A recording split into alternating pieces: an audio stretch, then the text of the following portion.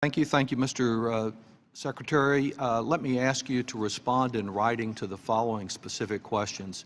As you know, last year President Trump said that Big Pharma was essentially committing murder.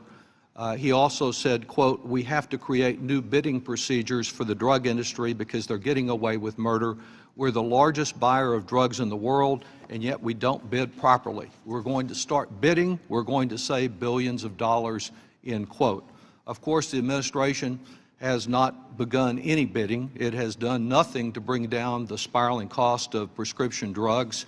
I would ask you the same questions that I asked your predecessor, and your staff can turn to his answers as an excellent example of avoiding a real answer and dodging the question.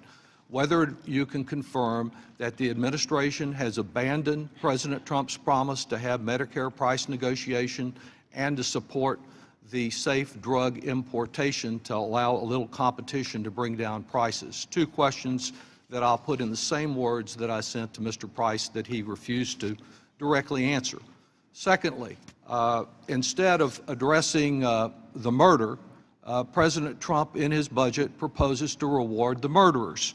I want to ask you about President Trump's plan to hike prescription drug premiums for every Part D person on Medicare, and whether or not it isn't true that while you pretend to lower the cost for some, that Medicare has already estimated that premiums will rise as much as $44 per month for every Part D recipient because of the change you plan to make in the way Medicare rebates are done, and that this plan will simply put more money in the pockets of Big Pharma and cost taxpayers and Part D recipients more.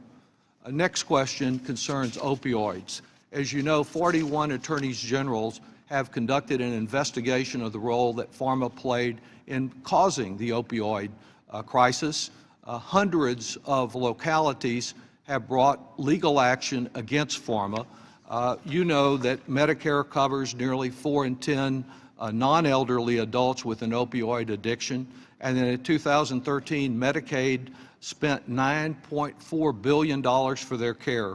My question is, can you report to us on what this administration has done to investigate the role of pharmaceutical manufacturers, and when can we expect the administration to bring legal action against these pharmaceutical companies for their role in creating this problem and stop billing it all to the taxpayer? Finally, for today, sir, would you answer as to whether you will commit to provide the information required by law on non-bid contracts that HHS has entered, which HHS has refused to provide in accord with law throughout 2017 and into this year, so that we know on contracts and grants what no-bid contracts Thank you. your the department gentleman's time has expired. Can you Mr. answer on that? Secretary, since the time has expired, if you'd respond to Mr. Doggett in writing, that'd be perfect. Thank you.